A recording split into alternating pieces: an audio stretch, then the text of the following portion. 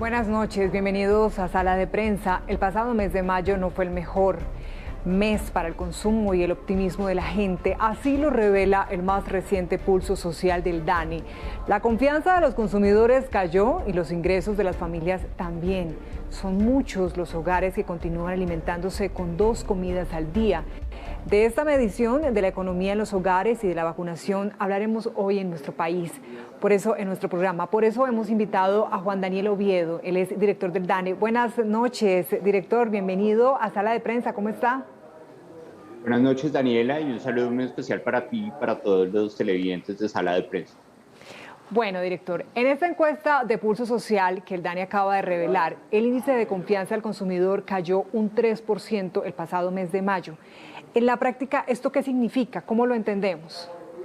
Bueno, esa es una pregunta muy interesante porque el indicador de confianza del consumidor que llevamos midiéndolo 11 veces contiguas desde el mes de julio del 2020 tuvo en el mes de mayo del 2021 su menor realización con esos 27 puntos que tú estás presentando.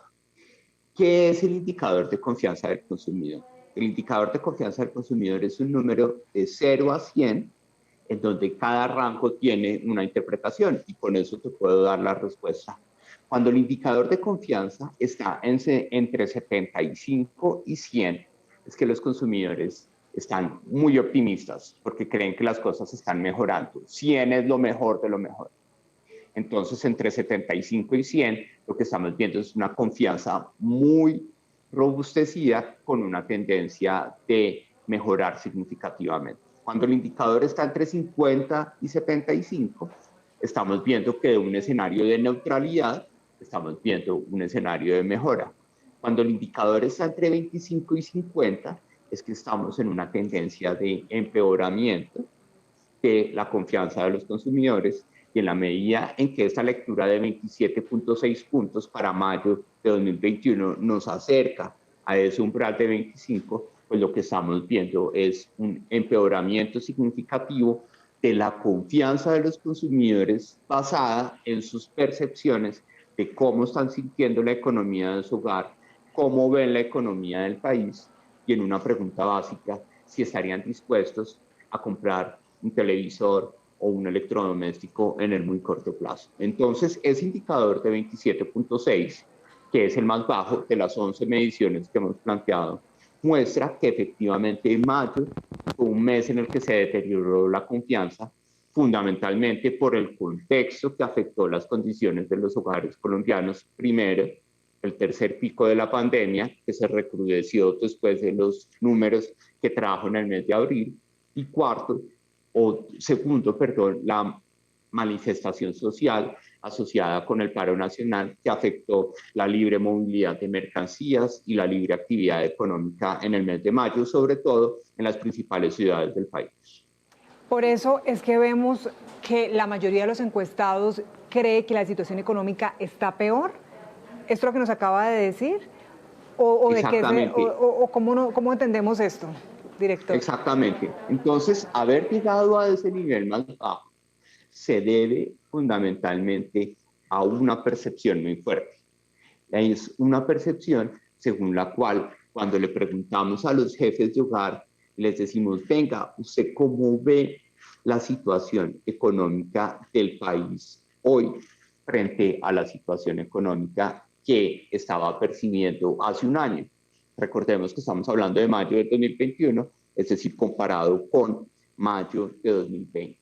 El 92% de los jefes de hogar de las 23 principales ciudades del país nos dijo, yo estoy viendo la situación económica del país en mayo del 2021 peor o mucho peor que aquella que se veía en mayo del 2020. Recordemos, mayo del 2020, apenas el primer mes en donde empezábamos a reactivarnos y a levantar algunas restricciones sanitarias para el sector de manufactura y construcción, pero que tuvimos todavía un confinamiento muy importante. Entonces, el hecho de que haya un casi consenso de los jefes de hogar de que la situación económica del país en mayo del 2021 está peor que en mayo del 2020, pues es un deterioro muy importante de la confianza que rápidamente genera incertidumbre y reduce las expectativas o el deseo de consumir o adquirir artículos como electrodomésticos o salir de vacaciones o comprar un carro o comprar una vivienda,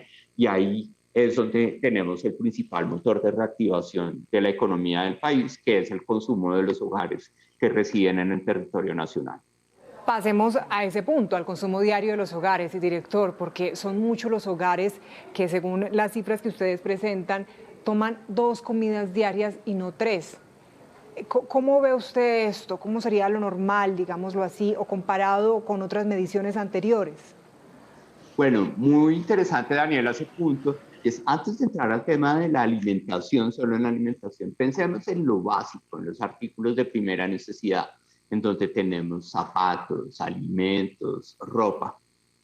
Constantemente, a lo largo de la realización del pulso social, nosotros hemos visto que aproximadamente 3/4 partes de los jefes de hogar y sus cónyuges en las 23 principales ciudades del país, que eso corresponde a casi 12.2 millones de personas. 3/4 partes de ellas nos están diciendo que están viendo más difícil adquirir esos artículos de primera necesidad. Esto es una afectación muy importante de las dinámicas de consumo por parte de los hogares, porque si tenemos a casi 3/4 partes de los hogares de las 23 principales ciudades del país reportando dificultades para adquirir esos artículos de primera necesidad, es que rápidamente empezamos a entender qué pasa con el número de comidas o el número o la frecuencia de ingesta de alimentos por parte de los hogares en las 23 principales ciudades del país.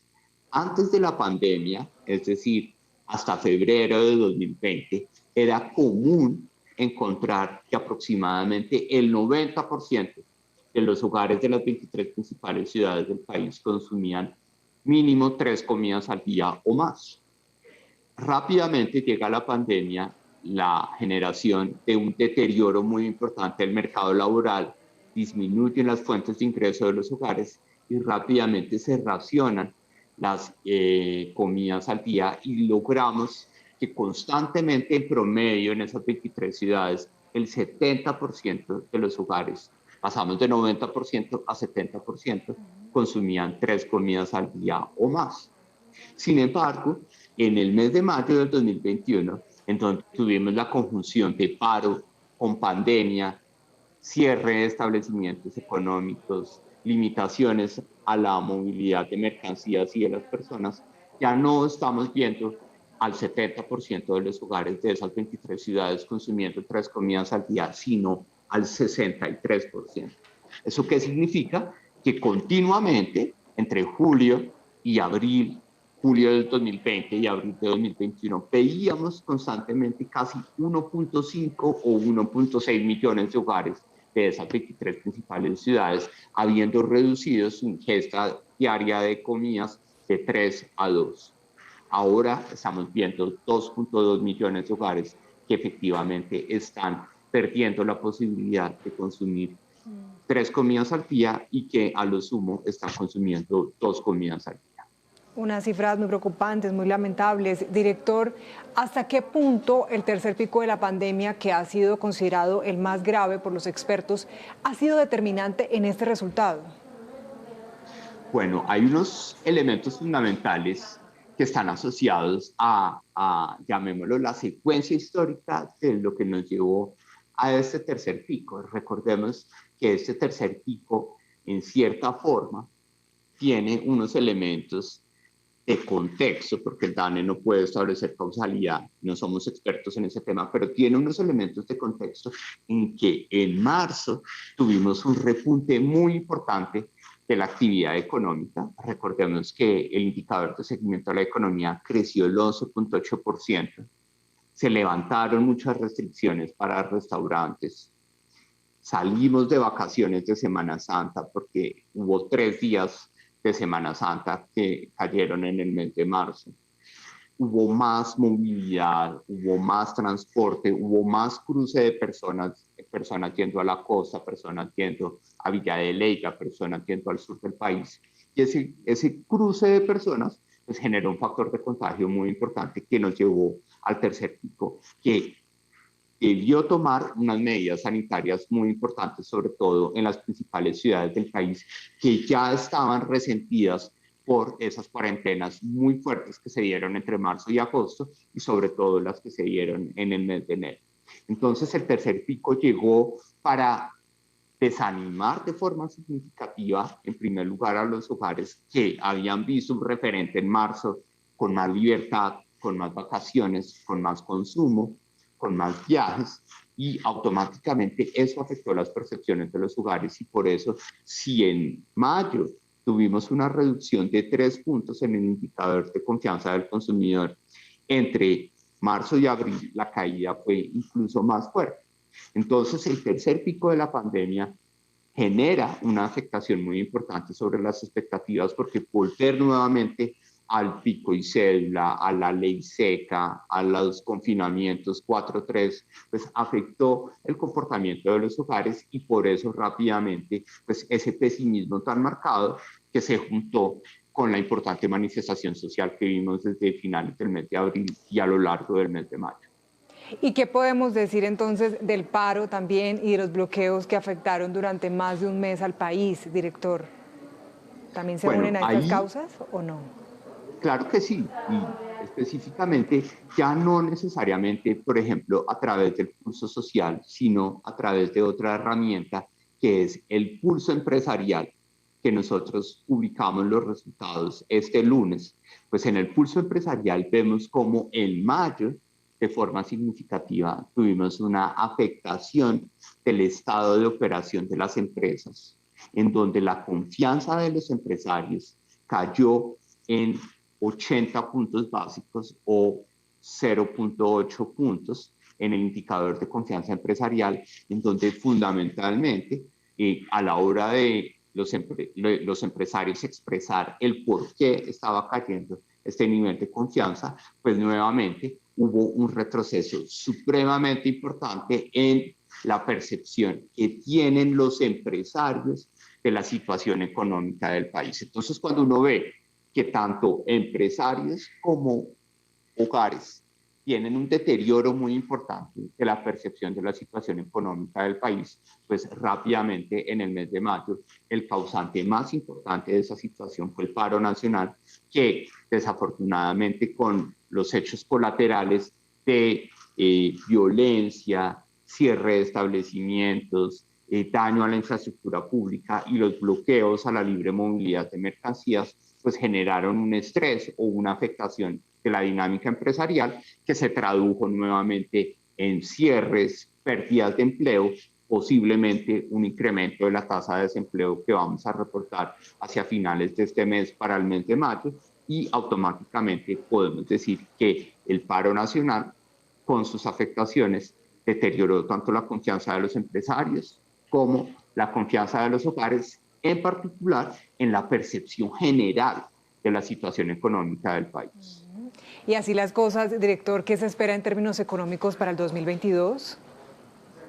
Bueno, creo que uno de los elementos fundamentales que tanto el indicador de confianza empresarial como el indicador de confianza del consumidor nos ilustran están asociados a que nosotros sí habíamos visto una mejora significativa durante los meses comprendidos entre noviembre y marzo. Esto significa que una vez levantadas paulatinamente las afectaciones derivadas del paro nacional, pues es de esperarse que todas las medidas que defina el gobierno nacional y sobre todo los gobiernos locales en la reapertura y en la reactivación de estas actividades económicas más golpeadas, como los restaurantes, las actividades deportivas y entretenimiento, las actividades manufactureras de confección, que son intensivas en mano de obra, y si hay confinamiento, si hay cuarentenas, pues las personas que trabajan en el sector confección no pueden ir a donde está la maquinaria, el trabajo de cuero y la fabricación de muebles, que han sido las actividades más afectadas por el paro nacional y las medidas sanitarias de contención de la pandemia de la enfermedad COVID-19. En la medida en que se vayan levantando, pues vamos a poder ver una reactivación del empleo,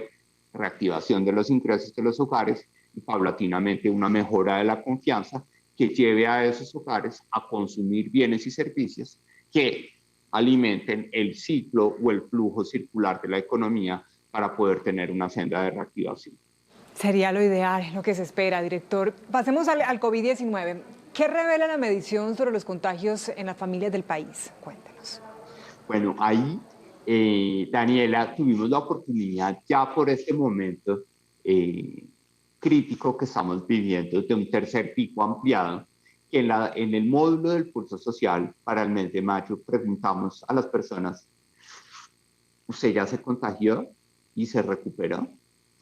Recordemos que cuando hablamos de personas en el pulso social estamos hablando de los jefes de hogar o sus cónyuges, es decir, aproximadamente 12.2 millones de personas en las 23 principales ciudades del país, porque el pulso solo habla de la zona urbana de las 23 principales ciudades y lo hace porque son las zonas más afectadas por las consecuencias de la pandemia de la enfermedad COVID-19. Ahí, por primera vez, reportamos que el 15.2% de los jefes de hogar y sus cónyuges nos reporta haber estado contagiado y haberse recuperado. Esto corresponde a un volumen de aproximadamente 1.8 millones de personas, que es bastante consistente, primero, con la restricción a que esto está circunscrito a jefes de hogar y cónyuges de 23 ciudades, y cuando se hacen las extrapolaciones, pues nos acercamos al volumen de contagiados que nos reporta continuamente, ya con corte al día de hoy, el Ministerio de Salud en sus boletines diarios. Además de haber visto a ese 15.2% de los jefes de hogar contagiados, pudimos recopilar una información muy importante en donde sabemos en qué mes nos reportan ellos que sucedió ese contagio. Y ahí automáticamente destaca agosto, diciembre y abril como los momentos más importantes de contagio, en donde de todas esas personas, de todos esos 1.8 millones jefes de hogar y cónyuges de 23 ciudades, el momento más importante ha sido en el mes de abril, en donde el 15.8% de ellos nos dice haberse contagiado en ese mes de abril. Pero además podemos saber que en abril los contagios se dieron de forma más prominente en personas que no estaban en situación de pobreza, mientras que en los contagios de diciembre y en los contagios de agosto fue mayoría el volumen de personas que nos reportó que se contagiaron en esa fecha y que estaban en situación de pobreza monetaria, en la medida que así lo podemos caracterizar, porque el pulso social se deriva de la encuesta de hogares, que es la que nos permite caracterizar a las personas y a los hogares en su situación de pobreza monetaria. Y adicionalmente, ya para terminar la respuesta, pudimos perfilar esos efectos de largo plazo que ya leemos en diferentes estudios especializados y la Organización Mundial de la Salud ya está empezando a reconocerlos, que son los efectos long COVID o los efectos de largo plazo que deja el COVID, incluso habiéndose recuperado de la enfermedad en términos de la presencia del virus. Y en ese long COVID, bueno, esos efectos rezagados de COVID, pues nosotros estamos destacando que una buena parte de personas nos reporta que efectivamente siente fatiga permanente o problemas de respiración derivados de haber estado contagiados. Y con eso ya podemos empezar a perfilar no solo los daños económicos y sociales que está generando la enfermedad, sino seguramente también los daños en términos de salud pública que están dejando esos efectos de largo plazo del contagio de la enfermedad COVID-19. Interesante esas caracterizaciones, director. Y por ejemplo, sobre este punto, este último, sobre las enfermedades o los problemas, complicaciones de salud con las que quedaron después de contagiarse, ¿principalmente hablan de fatiga o le hablaron de algo más? Bueno, ahí recordemos que el 15.2% de sus jefes de hogar, que corresponden a casi 1.8 millones de jefes o cónyuges en las 23 principales ciudades, el 28.4% de ellos dijeron que los efectos de largo plazo de esa enfermedad se manifiestan a través de fatiga o sensación de cansancio permanente, pero también otras personas aproximadamente el 15.1% de ellas dicen que a pesar de haberse recuperado, es decir, de tener ya la prueba negativa, perciben dificultades para respirar y sensaciones de ahogo que no han desaparecido, incluso después de haber obtenido esa prueba negativa. Esos son los dos remanentes, llamémoslos, o secuelas fundamentales que nos están reportando los jefes de hogar que les dejó la enfermedad una vez la adquirieron y se recuperaron. Esas secuelas, sí. Director, ¿y qué tanta disposición hay para aplicarse la vacuna contra la enfermedad? ¿Qué respondieron? Ese punto, Daniela, en varios escenarios generó controversia porque todo el mundo dijo, ¿cómo así que cayó la disposición a vacunarse? Sí, porque veníamos de meses en los que el 70, estábamos a punto del 70 o 69% de jefes de hogar, y ahí sí, como un jefe de hogar toma también decisiones o influye sobre las decisiones de todos los miembros del hogar, podíamos extrapolar la intención de vacunación a todos los miembros del hogar de esas 23 principales ciudades del país. En mayo tenemos al 62-63% de los jefes de hogar manifestando una intención de vacunación si la vacuna estuviese disponible. Pero esa intención de vacunación, en este caso precisamente del 62.5%, no es una caída, al contrario, es una mejora porque ahora, gracias a que ya tenemos una representatividad amplia de la vacunación sobre un segmento importante de la población, pudimos recopilar que el 20.1% de los jefes de hogar de las 23 principales ciudades del país nos reportó que ya había recibido al menos una de las dos dosis de la vacuna. Eso significa que si lográramos vacunar a ese 62.5% de personas que están dispuestas a aplicarse la vacuna si estuviera disponible, pues llegaríamos a un 82.5% de la población, muy por encima de ese umbral que se denomina umbral de rebaño o inmunidad de rebaño que tanto espera el país para poder ya retornar a una nueva normalidad. Quienes respondieron que no piensan vacunarse, ¿qué razones revelaron, director? Bueno, ahí recordemos que la representación de quienes no se quieren vacunar de forma particular, pues está en un 17.4% de esos jefes de hogar. Desafortunadamente, son personas que no se han contagiado, ¿sí? Cuando hacemos el corte solo con las personas que no se han contagiado, la no intención o la reticencia a la vacunación se lee como del 18.3%. Y la buena noticia, a pesar de que todavía tenemos una intención de no vacunarse de esa población, es que las causas, llamémoslas exóticas, de la teoría de manipulación o del movimiento antivacunas, están en sus mínimos niveles que no superan al 1% de las causas. Fundamentalmente las causas están concentradas. 2/3 partes de esas personas que no se quieren vacunar los dicen que no lo quieren hacer porque creen que la vacuna puede ser insegura o que puede tener efectos adversos. Y aproximadamente el 17.6% de quienes no se quieren vacunar todavía no creen que la vacuna sea efectiva. Entonces dicen, yo para qué me vacuno si igual me va a dar COVID. Algo desafortunado porque es un falso argumento, pero todavía tenemos concentrados afortunadamente los argumentos de no vacunación en solo esos dos criterios, y ya la teoría del chip o de la manipulación o de los movimientos antivacunas pues está en su mínima expresión. Sí, son razones lamentables. Pues, director, tal vez tiene algún otro dato que quiera compartirnos para finalizar, o hemos tocado los puntos claves de los resultados de este estudio. Bueno, no, yo creo que también es importante mostrar que cuando hacemos estos análisis fundamentales a través del pulso social, pues hemos complementado los resultados que seguramente nos van a motivar para tener conversaciones posteriores en dos dimensiones fundamentales que afectan a la equidad de las mujeres y sobre todo en este contexto de pandemia, que son las violencias basadas en género, bien sean psicológicas, físicas, sexuales o de autonomía económica, violencia económica.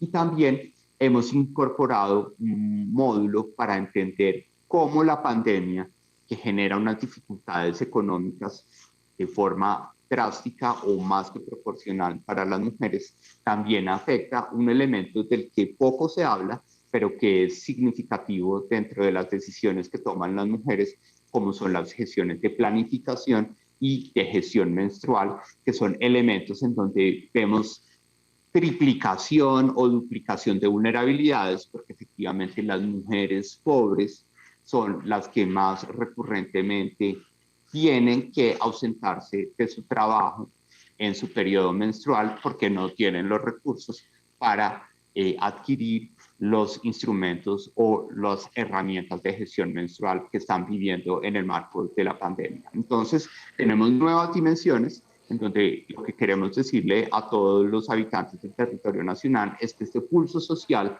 trae unos criterios importantes para que la reactivación de la economía, liderada por el gobierno nacional, por el sector privado y los gobiernos locales, pues no solo sea segura, fuerte, resiliente, sino que también sea incluyente, incluya los problemas de los jóvenes e incluya los problemas que están enfrentando las mujeres y la población adulta mayor. Pues qué interesante cada uno de esos análisis y como se lo dice, ¿no? Que también podamos avanzar un poco más tanto en esa inclusión, pero a la vez buscando solución a esos problemas como el último que nos estaba contando. Muy lamentable, director. Pues le agradecemos mucho su tiempo, director Juan Daniel Oviedo, para entender un poco más ese reciente pulso social del DANI. Ha sido usted muy amable. Gracias por acompañarnos esta noche aquí en Sala de Prensa. Muchas gracias, Daniela. Muy buenas noches y siempre muy contento de poder acompañarnos en estos espacios. Muchas gracias. Hacemos una pausa. Al regreso estará con nosotros Ricardo Ospina para contarnos qué tiene hoy en su radar. Ya volvemos.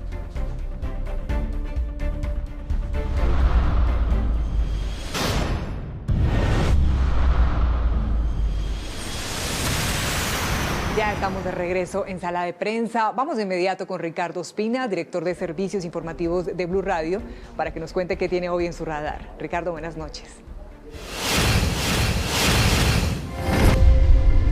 Hola, muy buenas noches. Hoy entra en el radar aquí en Sala de Prensa en Noticias Caracol Ahora novedades sobre la guerrilla del ELN, que recientemente fue acusada por el Ministerio de Defensa, por la policía y por la propia Fiscalía de haber sido la responsable de ubicar un carro bomba en la Brigada 30 del Ejército en Cúcuta, causando heridas a más de 56 civiles y militares, entre ellos algunos estadounidenses.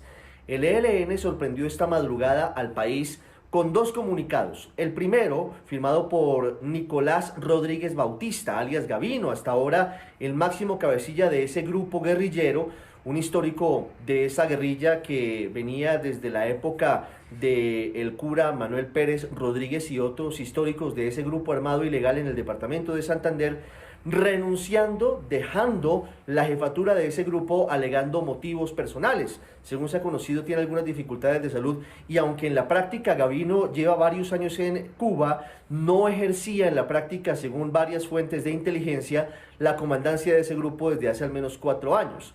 En reemplazo de alias Gavino, el ELN oficializó el nombramiento de alias Antonio García. Su nombre de pila es Eliezer Erlinto Chamorro, un hombre de la línea dura, de la línea más violenta de ese grupo guerrillero, sindicado de centenares de delitos con 20 condenas en su contra, sindicado por inteligencia militar de haber sido uno de los partícipes del atentado con carro bomba en la Escuela de Policía General Santander, en compañía de Aras Pablito, en enero del 2019, que causó la muerte de 22 cadetes. Y además un hombre que vive en Venezuela, es un hombre que ha estado permanentemente en las mesas de negociaciones fallidas con diferentes gobiernos y que dura larga estadía durante varios meses, durante mucho tiempo, viviendo en territorio venezolano, aparentemente protegido por integrantes del régimen de Nicolás Maduro. En el segundo renglón del ELN fue nombrado alias Pablo Beltrán, quien deja de ser el jefe negociador, es decir, que debe dejar Cuba, y en ese cargo nombran como eventual negociador a alias Gavino para darle una serie de protección de alguna forma. El gobierno rechazó lo que dijo el ELN en el sentido de que una cosa son las actuaciones militares, es decir, atentados y ataques en Colombia, que organiza el COSE, y otra cosa el equipo negociador en Cuba. El nuevo alto comisionado de paz, Juan Camilo Restrepo dijo que eso no tiene sentido alguno y que son tan responsables los integrantes del equipo de paz como los integrantes del Comando Central de los actos violentos de ese grupo. En un sentido similar se pronunció el ministro del Interior, Daniel Palacios, quien dijo desde Medellín que así alias Gavino haya abandonado la jefatura del ELN, seguirá siendo perseguido con circular roja de Interpol, porque tiene muchas cuentas pendientes con la justicia colombiana. Veremos hacia dónde apunta este cambio en la jefatura del ELN y si eventualmente funciona para una posible negociación de paz con este o con el próximo gobierno. Ya veremos qué pasa. Gracias, Ricardo. Y así terminamos por esta noche. Ya viene Signo Pesos. Gracias por conectarse con nosotros. Que descansen.